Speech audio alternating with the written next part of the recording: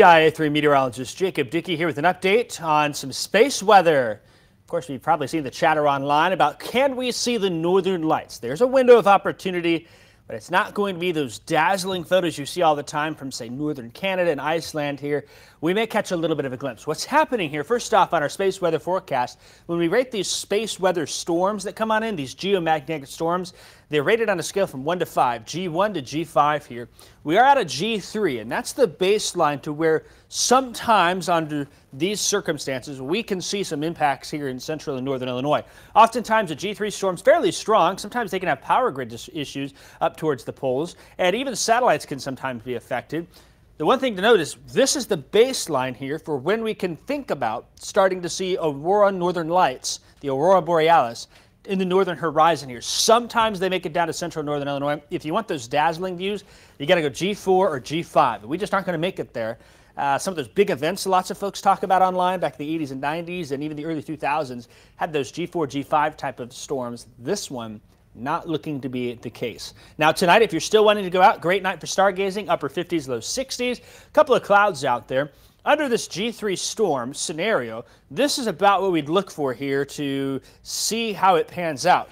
You'll see on the map here, and it certainly is worth peeking at. Low chance, this blue collar right here, that goes through central Illinois. We've got a low chance to see it on the northern horizon. The best chance is going to be up to the north. Our friends along the Canadian border and into Canada for visibility, we would have to look low on the horizon. What are the northern lights? How do the auroras form? Well, the Earth has a magnetic field on it. That magnetic field protects us from things like the sun rays and ozone and things of that. Helps to establish almost like a little force field to protect us from some of these rays that come through space and whatnot. The thing about it is the solar wind is what is driving this energy towards us. The sun releases energy. It's called the solar wind. Those are charged protons, and they're electrons that are emitted from the sun. And then we will often see that we'll often see how they can impact us in different ways. The solar wind and those charged protons come on in. The Earth's magnetic field spreads them out, but sometimes then they'll enter the Earth's atmosphere where the force is weakest. That's at the poles. So where that field is weakest, that's why we have the northern lights and the southern lights.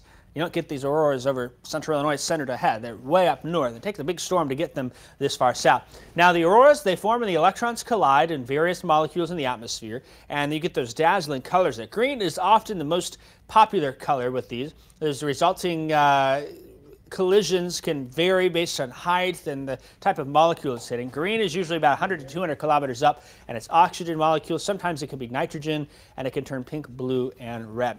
Thing to note is tonight, the Planetary K Index, that's what we use to understand the energy. It's forecast to hit 7. Under the G3, you're usually looking 5, 6, 7, 8. And a 7 is about the minimum we would need to have a chance at it here. If it was a 6, no chance. 7, small chance.